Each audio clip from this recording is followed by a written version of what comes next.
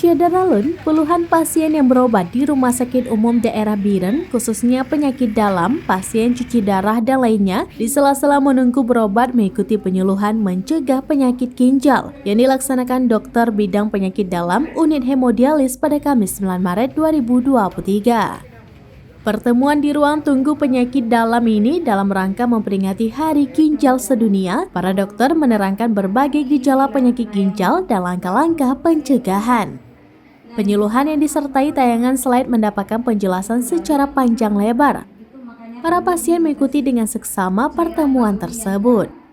Dr. Iskandar SPPD didampingi sejumlah dokter lainnya mengatakan pertemuan dengan tema ginjal sehat untuk semua, antisipasi bencana dan lindungi kelompok berisiko dengan harapan para pasien, keluarga pasien mengetahui gejala penyakit ginjal, mengetahui langkah antisipasi. Secara umum, kata Dr. Iskandar, masyarakat yang berisiko mengalami penyakit ginjal, penderita darah manis atau DM, kemudian warga yang mengalami hipertensi, mengalami batu ginjal dan perokok. Dokter Rumah Sakit Umum Daerah Dr. Fauzia Biren, kata Dr. Iskandar, saat ini melayani 70 pasien cuci darah rutin dengan menggunakan 15 mesin cuci darah di unit pelayanan hemodialis. Setiap hari melayani minimal 30 orang pasien untuk 2 shift. Selain pasien tetap cuci darah, juga pasien lain yang harus menjalani cuci darah.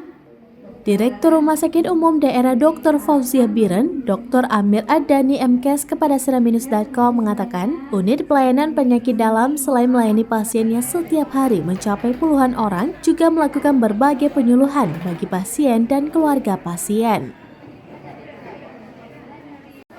Dari Biren, Yusmandin Idris, seramnews.com.